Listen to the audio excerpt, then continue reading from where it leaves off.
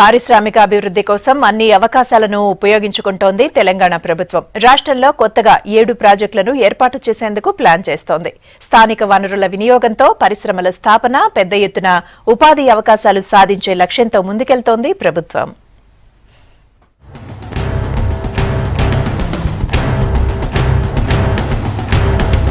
కొత్తగా ఏర్పడిన సిద్దిపేట, రంగారెడ్డి, వరంగల్ అర్బన్, జోగులాంబ, గద్వాల జిల్లాల్లో 7 ఇండస్ట్రియల్ ప్రాజెక్టులను ఏర్పాటు చేయాలని డిసైడ్ అయింది రాష్ట్ర ప్రభుత్వం. ప్లాస్టిక్, ఫైబర్ గ్లాస్, సౌర, వైమానిక, చిన్న తరహా పార్కులు, గ్రానైట్ ప్రత్యేక ఆర్థిక మండలి, రైస్ హబ్ ఏర్పాటు చేయాలని భావిస్తోంది. ఈ ప్రాజెక్టులకు అవసరమైన భూముల సేకరణ, నమూనా ప్రతిపాదనలకు ఆమోదం తెలిపింది ప్రభుత్వం.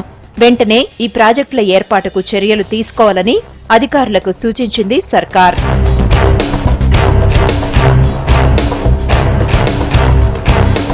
సిద్దిపేట జిల్లాలోని బెజ్జంకి మండలంలో గ్రానైట్ ఆర్థిక మండలి ఏర్పాటు చేయనున్నారు. సిద్దిపేట, కరీంనగర్, జనగామ, మెదక్ జిల్లాల్లో గ్రానైట్ యూనిట్లను స్థాపించి దేశ విదేశాలకు గ్రానైట్ ఎక్స్పోర్ట్ చేసేందుకు ప్లాన్ చేస్తున్నారు.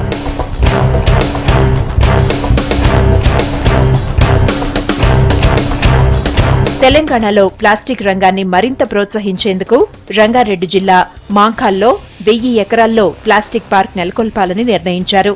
ఇక్కడ చిన్న, మధ్య తరహా పరిశ్రమలకు స్థలాలను కేటాయించనున్నారు.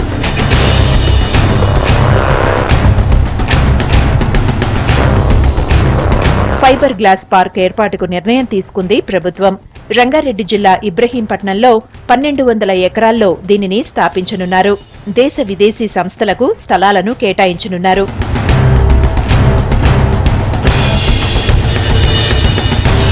వాణిజ్యపరంగా బియ్యం ఉత్పత్తిని ప్రోత్సహించాలని భావిస్తోంది సర్కార్. దీనిలో భాగంగా రంగారెడ్డి జిల్లా ఇబ్రహీంపట్నంలో బియ్యం ఉత్పత్తి కేంద్రం, రైస్ హబ్ ఏర్పాటు చేయాలనుకుంటోంది.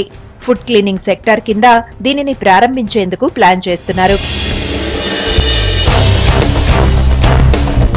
వరంగల్ అర్బన్ జిల్లాలోని మడికొండలో 500 ఎకరాల్లో సూక్ష్మ, చిన్న, మధ్యతరహా పరిశ్రమలకు పార్క్ నిర్మించనున్నారు. ఇందులో జౌళీతో పాటు ఇతర రంగాల పరిశ్రమలను స్థాపించనున్నారు.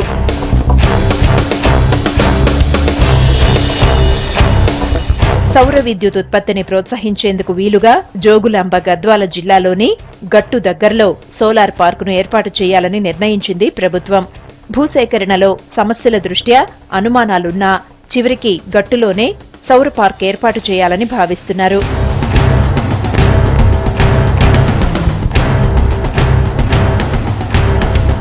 రంగారెడ్డి జిల్లా ఇబ్రహీంపట్నం మండలంలోని ఎలిమినేడులో 1000 ఎకరాల్లో ఏవియేషన్ పార్కును ఏర్పాటు చేసేందుకు ప్రతిపాదనలు సిద్ధం చేసింది ప్రభుత్వం.